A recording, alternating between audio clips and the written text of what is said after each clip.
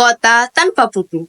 Pernahkah kau ke toko buku, perpustakaan, atau taman baca? Tidakkah kau merasa istimewa ketika berada di dalamnya? Di sekelilingmu ada berbagai toko dari dunia nyata dan khayal.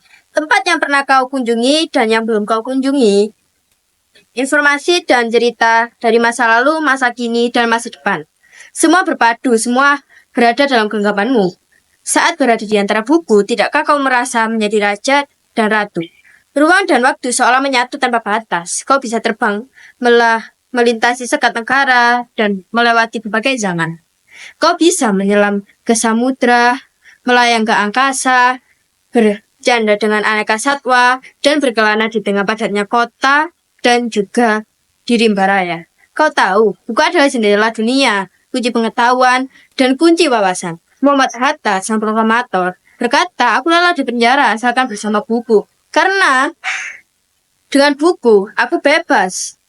Melalui buku, manusia terbebas dari ketidaktahuan. Tempat-tempat yang terpenuhi buku adalah harapan berkembangnya pengetahuan dan wawasan. Apa jadinya jika kota tanpa buku, pantaskah dia disebut kota? Di kota itu mungkin kabar datang dari sumber lain, dari koran, televisi, atau internet. Mungkin informasi dan cerita datang dari cerita nenek moyang, bagai dongeng-dongeng sebelum tidur. Irama warganya pun tiada beda. Bangun pagi berterbangan di muka bumi untuk berbagai keperluan, untuk kembali pulang siang atau sore harinya. Setelah itu mereka berangkat tidur dan memulai hari berikutnya semua serupa. Kota itu mungkin ada bangunan bernama perpustakaan. Di dalamnya buku-buku berderet dalam rak yang terjamah tiada tangan, meraih dan membuka halaman demi halaman dengan sukacita. Mungkin juga ada tumpukan buku di sudut-sudut sekolah yang sepi dan berdebu, jarang dikunjungi, jarang dibaca. Buku-buku ini sama serongkok tanpa nyawa. Bagaimana dengan kotamu?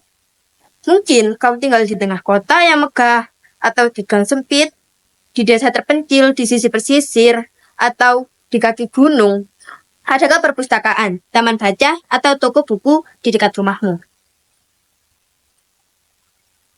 Jika ada, apakah tempat itu menjadi wadah berkumpulnya anak-anak dan warga, menjadi pusat perkembangannya wawasan dan pengetahuan, atau hanya menjadi pajangan?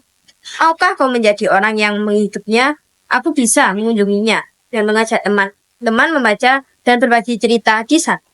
Jadikah tempat itu sumber kegembiraan dan pengetahuan? Jika tempat itu belum ada, maukah kau menjadi orang yang mulai menghadirkannya? Kau bisa melaluinya dari sebuah sudut di teras rumah.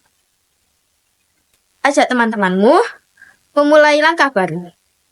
Jangan biarkan waktu berlalu tanpa buku. Siapapun dirimu, bersahabatlah dengan buku. Dia akan menjadi teman setiamu sepanjang waktu.